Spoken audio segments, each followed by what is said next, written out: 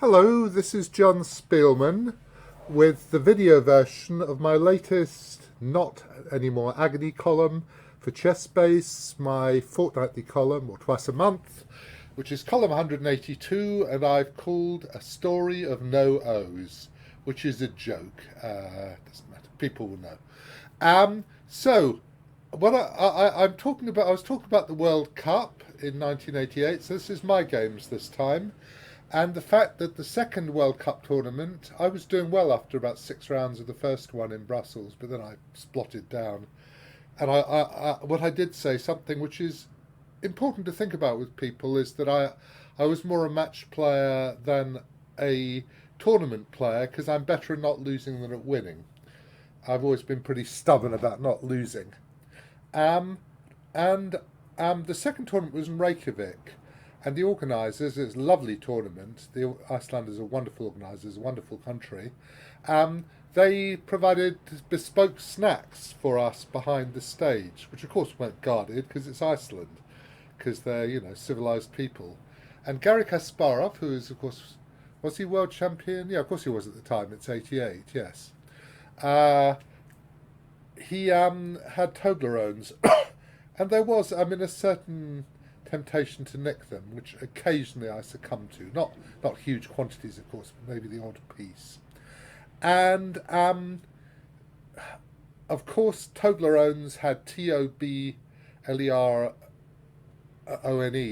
Toblerone on them, and it would have been extremely foolish to steal an O, a zero. So one took care not to steal any O's. Or as they're sometimes called, bagels as zeros, aren't they, in some circumstances? And so then I said I'd show some of my games from there. And that's what I've done. I've got 4 of my games from there. I've got 2 draws, a win and a loss. And here they are in ChessBase. And the first one is against Kasparov himself. I don't know about the round order. I could find out, of course, I'm sure. Probably just going to Megabase, but I was using my own database for them, so I've just given them this order. 2 draws first. The first is with Garry. Sorry, I'm doing a bit quickly, aren't I? So it's a symmetrical. He chose the symmetrical move, and I played knight e5. C4 is the normal move, but after takes, knight a3, c3 is. Well, I don't particularly like it. I think it's quite good for white, but you have to know exactly what to do, because you have quite a bad pawn structure with that weak pawn after c3 pawn takes pawn. So this position I don't particularly like. I probably ought to, but I just don't. I know that people have found ways to play this and to say, well, eventually I'll consolidate the centre. Have a good game. Interesting, I'm just going to ask its Sublime Majesty what it thinks. Well, we're here, and it says plus equals, bishop b2 plus equals. Okay, well, thank you, your Sublime Majesty, that was very nice of you. That was Stockfish itself. Right, anyway, I played knight e5, c6, c4, which is my idea, and Garry did bishop e6. I've had various games. The worst of them was this one. This was horrible, actually. I played rook d1 here. And I just got completely splatted by, who was it by? Slobodian, Roman Slobodian. This is playable, in fact, but I didn't work that out. I think I can still try c5, but apparently this isn't too bad. Well, according to this engine here. So, I got absolutely splattered in that game. But we had this, and I went bishop h3. If you don't go bishop h3, you're not going to be better. Or not, it's the only pointful move, really. There are times you just have to play your moves and say, well, I'll try it and see what happens. Knight takes. Knight e4. So I had a game with Kirill Georgiev, did I? Is this the game with Kirill? And we agreed to draw here. This was in Gibraltar. It was Kirill. Anyway, it went slightly badly for Garry. I mean, I've managed to hold my pawn for the moment. So he's now trying to equalise. I imagine I was pretty pleased to see Bishop there, because then I knew I wasn't in great danger of having my head kicked in. And we got to this position and agreed to draw. And I doubt if I took very long about thinking about whether to refuse the draw. It just doesn't seem likely to me that I was particularly keen to refuse a draw against the world champion. So that was, as I said, I mean, I tended to be splattered by Garry in a lot of these games, but not this one. Right, so that was that. And now we go on to some more games. So the next one is my game with Jan Timmer, and it's an interesting game because I actually produced what was then not an opening novelty, but I started a trend. Basically, I'm a very untheoretical player. I always have been. I know a little bit of theory, of course, of the things I do, but I don't like the opening. I don't like learning theory, and I don't like ultra-sharp opening positions very much. Did I hear a pussycat behind me? I did. Here is my pussycat. I don't know if you can see. Hello. Hello. That's Ginny. Right, so in this one, I don't know if I thought of this before the game or during it, but I played A3, which is nowadays one of the main lines. Of course it had been played before. Of course G3, Queen B6 had been played many times, and I had that with Jan in the candidates match I lost. Now, was the candidates match before or after this? I think after this. But here I played A3, and he went D5, which is not a good move actually. So this position is a normal position with colours reversed, except that white has the extra move A3 in. If you play Panov Karo Khan, you can get this position where I'm black, but my pawn is an A2 or A7 rather. And it makes a big difference, because after this, Queen B6 doesn't really work now, because you can't take on B2 because of knight A4. So now if Queen B, if Queen B6, Bishop takes F6, G takes F6, E3, Queen B2 loses to knight A4, and that means that white is a little bit better. So it's not going particularly well for Jan.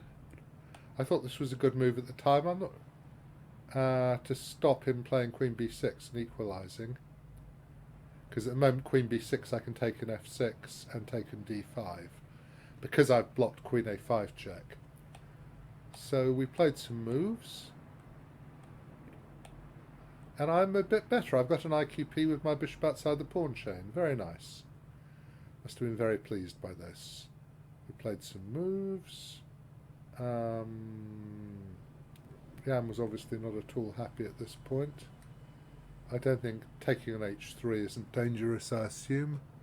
Bishop F5, takes, says I. And that would be very good, yes. Okay, so you had to go back. And now I've got the advantage. He's got a weak pawn. Interesting, I could actually... Is it here I could have taken? So there was, at this moment, there was Bishop F6, Knight D5, and if he goes Bishop B2, no, that's right, this doesn't work, because this position is winning for black. This is a disaster. But if we go back, there was a moment, so Rook D4, King F8, and here I could have taken on F6 and on D5, which I didn't realise at the time. And the point is that if take, knight takes, then it looks as though Bishop B2 should be a good move. But white has an absolutely vicious counterblow, Knight C3. And because of the checkmate threat on D8, white wins a piece, which is pretty surprising. You can't go Rook C8 because of Rook D8 check. Otherwise you might be able to go Rook C8, Rook takes, Queen F6 or something. But you can't. and this wins a piece and the game. So, very surprising trick, which engines, of course, see immediately. And if I'd seen it, I might have tried it, but of course I didn't. E4, I don't like E4.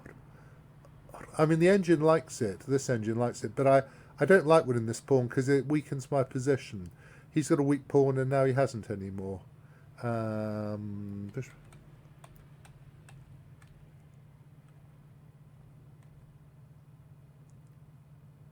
Yeah, this is not G3.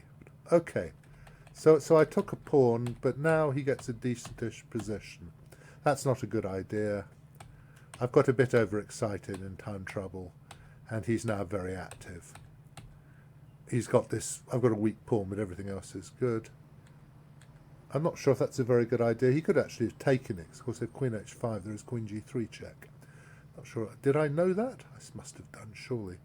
Maybe if it was a bad time trouble, I might have already not really noticed that. We're bashing away. Now I went knight e2. Just go knight d1 and play chess. Yeah, just keep your pawn. Don't give your pawns up too easily, and hope that you can play to win this position. You're a bit better as white. You know, you've got chances. Black's king side's a little bit weak, and all right. But I went there, and he went queen c3, which is a good move. And now I went queen h5, and we made a draw. And basically, he doesn't want to take because of queen g5 check. He just goes here, and I took a perpetual check. So that was interesting. The move a3. The interesting thing is it's the sort of move that I play as a novelty, a3 or h3. Sometimes a6 is black, not really novelties, but as unusual sidelines. I like doing that. Then I've got my game with Victor Korchnoi. Basically, as long as the queen stayed on the board, I could fight with Victor, but if they came off, he tended to splat me in the ending. Because he is, we could both do these things, but he could do them better. This one, this is an important move order. You play knight f6 so that after d4 you can get in d5. If you've played bishop g7, you can't play d5, and it's not nearly as comfortable for black. This is a known position. From a Karo Khan. Queen d2, I think when I went queen d2 I'd actually forgotten that he could take on c4, but luckily it's not bad for me. I just have that feeling. He took, and of course knight e5 means I can't take the bishop because my queen would be on prise, so I have to do this. This position's still perfectly playable for white, but it's not very... You're a little bit worried that eventually he'll get control, get an f5 and e4 and queen and d6, pawn and a6, and I'll suddenly be much worse. But it's a long way to go, of course. Anyway, I got in d6 already.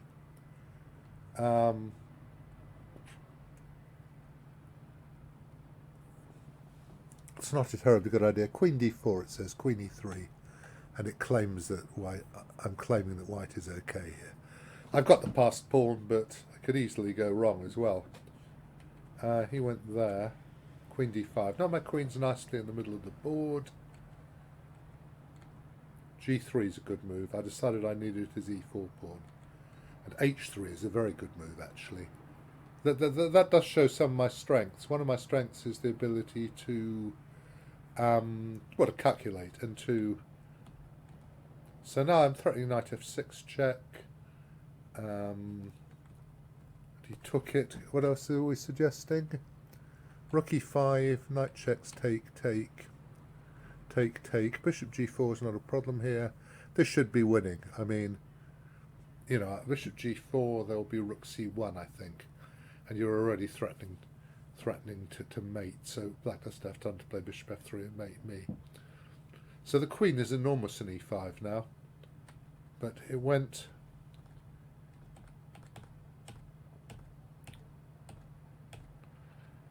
You should have... Bishop f8, queen e8, king g7, rook e1 just wins, does it? That seems to, yes. Because you're getting to the 7th. So bishop f6 was the only move here. Now I should have tried queen f5 in this position because I might well have taken and gone rook c7, rook takes f7 and said, well, I'm better, which I would be. I mean, whatever the silly engine says. So queen f5.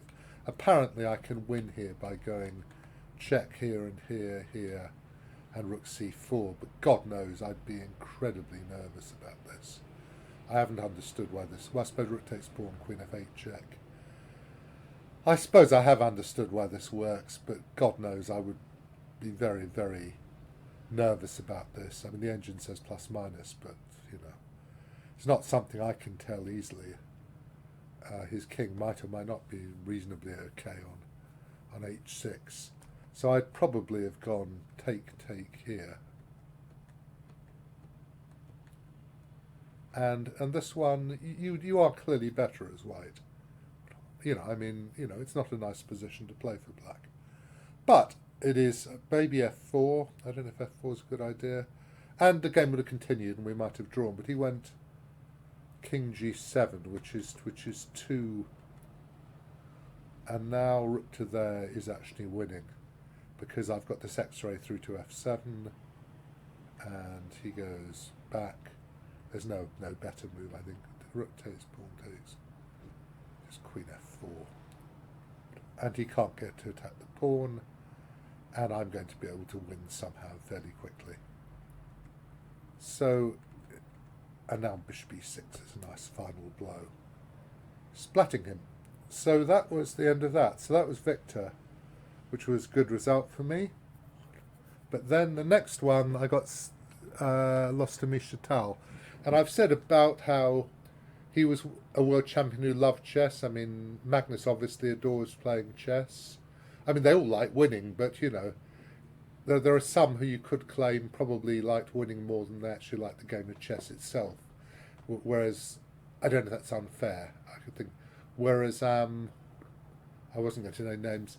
And I talked about Misha playing Blitz, how I played Blitz with him. I think I had 2 losses and 3 draws. John Nunn had a much better score against Misha than me. And how we once played Blitz, I think in Monte Tashko in Mexico, but it could have been some other tournament. Maybe it was in Belfort, actually, now I think about it. And he played it. We played some games. I did win some. He won more of them, certainly. And he played a double bishop sacrifice, which the punk, such a nice man, he's a lovely man, but I shall call him a punk in this case, published in '64. Publishing a Blitz game. Disgraceful. Of course, it happens all the time now. Anyway, this was a game I played at Pitts. And he went d5. I mean, I used to know some analysis of takes, queen d8, which purports to give black a decent position. Now, normally they go a4, but he just went bishop f4 and allowed b5. And this way, well, he's got the e-file. I thought it should be quite good for black, but actually my engine is saying, no, it's fine for white anyway. Interesting. Played some moves. I didn't do this very well, actually. Well, neither of us possibly did. Got to here. And king f8's a mistake. Queen c4, rook takes, takes, and now the fearless engine suggests, I suppose I'll change that to suggests. Queen takes a2. And says it's all right, which is interesting. I mean, you know, you don't know. Of course, it is quite important to get that a-pawn. Anyway, I think I gave this and thought this was reasonable as well. But now he starts attacking me. Queen b7. I should apparently have gone queen c4 is not good because of this. Queen d6, d7, threatening knight h7 check. And now take, check, here, resigns, or more or less resigns. In fact, resigns, yeah. So, but apparently in this position, well, yeah, knight g5, queen b7, c4, and now queen b4, queen e2, and I played h6, and obviously I was pulling the tiger's tail, or tiger was Petra's end, but I mean I was being pretty cheeky, and just hoping to God that the attack wasn't going to work, and of course it did. And Misha is not a man who would not play knight takes f7 when it was possible. And now rook b3 is the important move. You want to land with the queen on e6 and the rook on b7. And now you're threatening bishop takes d6, which is bad luck for black. If rook goes to defend on d8, you can take an e7, because then of course the rook hangs on d8. If you go rook a6, then I think b3, it says queen a2, rook e7. Oh, that's bad luck, isn't it? That's very bad luck. Trapping that rook. That's really horrid. Okay, anyway. So queen c4, bishop takes knight to there. And of course he was very, very clean. Rook e4 would have let me fight in this position. Here black is fighting, and he's got some pieces. I mean, he may be lost, I don't know. But he's fighting. And you don't let a guy fight. When he's down, you keep him down. Here, what does the engine say? It says it's winning, all right. But it doesn't matter. It's still at least the game continues a bit. So bishop f6, rook to there, threatening to take twice, and finish me off. Bishop e7. Queen checks, always important to put the king in a bad square. Rook to there resigns. So a nice game by Misha. Right, and that's my games from Reykjavik. So I hope you've enjoyed them and the story of no O's. And I will be back. Now, what are we today? Today is the 19th. So the next Sunday will be the 4th, won't it? So I will be... today's the 19th. I'm doing it on the Saturday.